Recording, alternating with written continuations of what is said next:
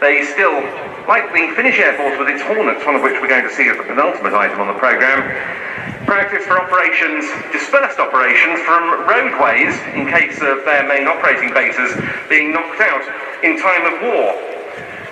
Well, that was very much the case, that short takeoff capability with the SAAB 37 Viggen that preceded the aircraft we're about to see in the SAAB fighter lineage. This is the JAS-39 Gripen.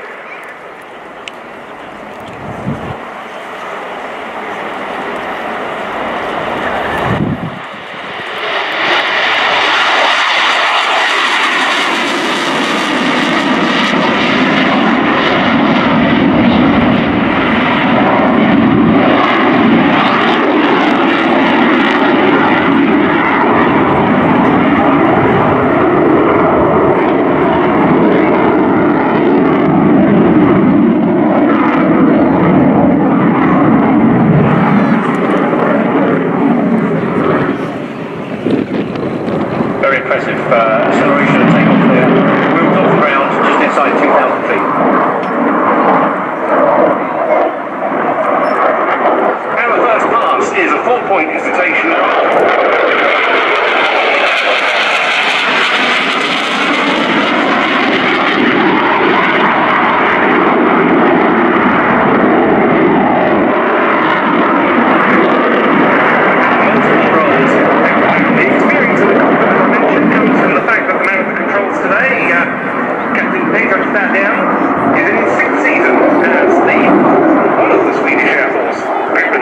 Pilots, in fact I should say Major Peter Fadian, and a very accurately flown slow roll.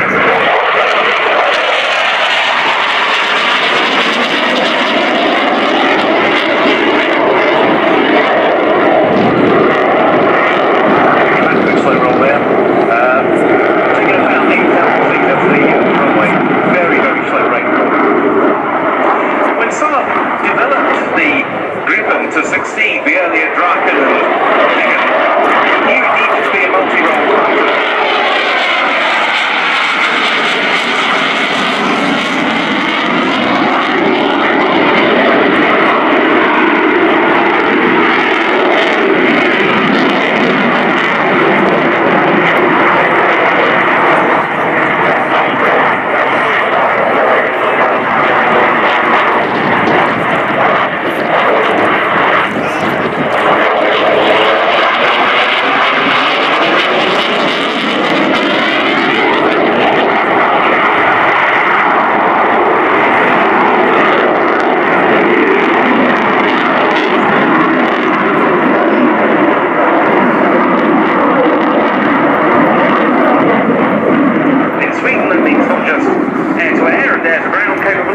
Reconnaissance and anti-shipping strike. And the aircraft also needs to be able to be operated in some pretty extreme winter weather conditions.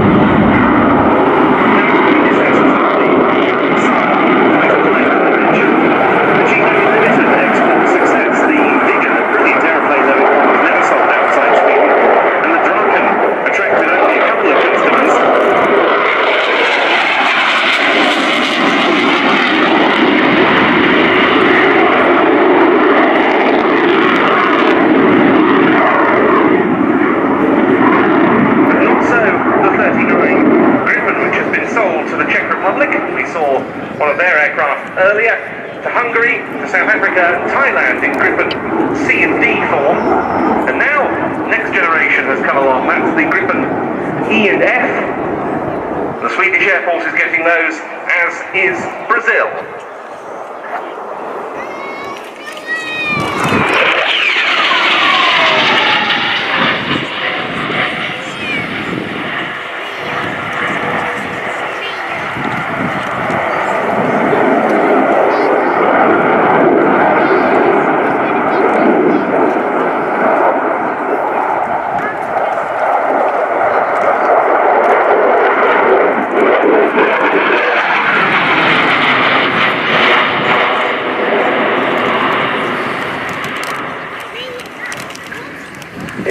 designed to be very flexible.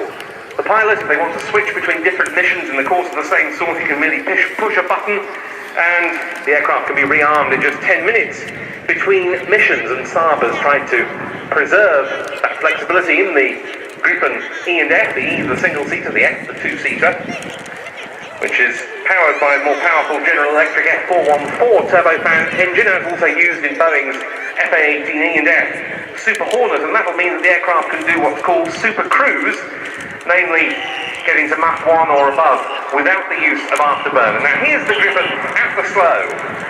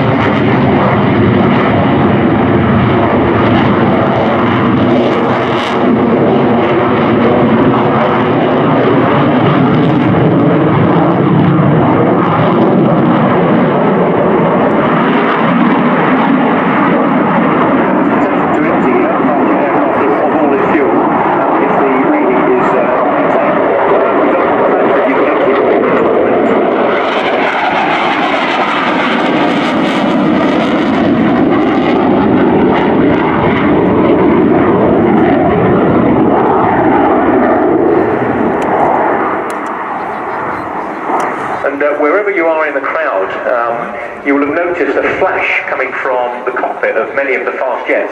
That phenomenon is actually the sun reflecting off the back of the head-up display. And I believe there are a number of companies around the world that are working on the production of a glass that is non-reflective, but still has the same optical qualities that are required to see through and use it as your primary flight instrument.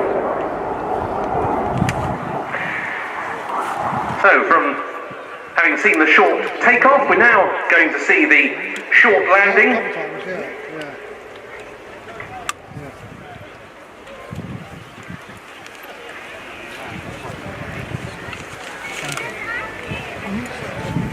This aircraft operated by F7 wing at Sortonas, which also acts as the operational conversion unit for the type, and touching down